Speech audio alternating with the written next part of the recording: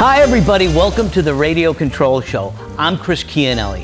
How would you like to get into RC flying and never have to leave the comfort of your home? Doesn't matter, snow, lightning, rain, you can fly RC with these small electric helicopters. You can fly them in your living room, you can fly them in the den.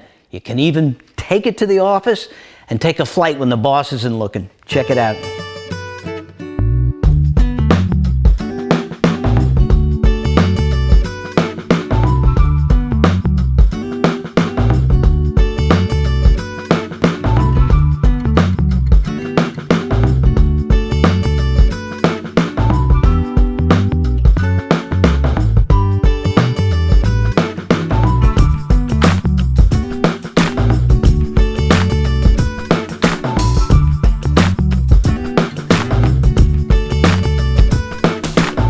As you know, what we're talking about today is small electric helicopters, but just for your information, electric-powered helicopters come in all sizes and shapes. The Hurricane's about 40 inches long, and they get bigger than that.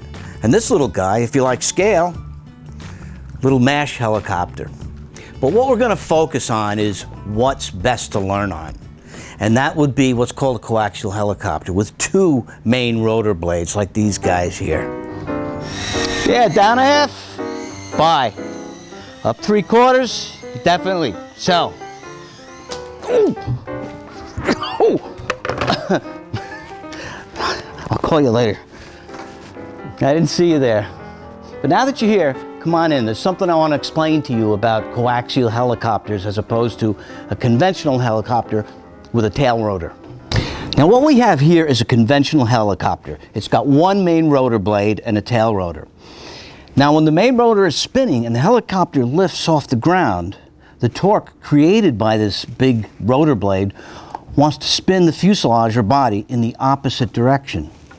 And that's where the tail rotor comes in. You counter that effect with the tail rotor. The coaxial, on the other hand, is totally different. You notice there is no tail rotor. That's because it doesn't need one. These two main rotors aren't there because it looks cool. I mean, it does, but there's a reason. They spin in opposite directions, and it's automatically one blade cancels out the torque of the other, and that's why they're so stable. They're really, you can learn to fly in a day. There's a number of companies that make these helicopters, and they're all pretty good, but they come with everything. Ready to go, the transmitter, the battery, the charger. What we're talking about today is E-Flight's Blade CX2. Comes in its little carrying box, and it comes out of the box just like that. You don't have to do anything. You charge up the battery and you start to learn how to fly like that. There's also all kinds of accessories you can get. Training gear, which widens the stance of the helicopter, so it just steadies it more on the ground. You can even get a cool U.S. Marine Corps body. There's all kinds of stuff. And it's very competitive, so you benefit. I like the Blade CX2 because it's got the latest technology in radios. It's a 2.4 gigahertz.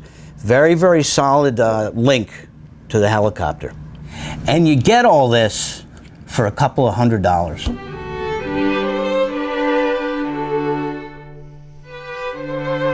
Time for Chris's mailbag. I get this one a lot.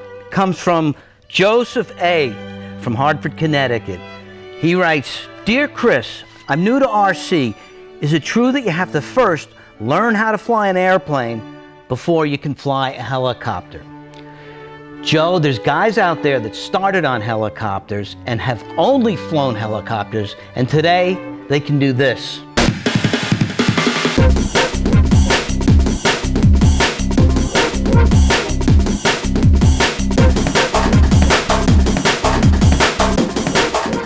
So the answer to your question is no, Joe. You do not first have to learn how to fly an airplane before you fly a helicopter.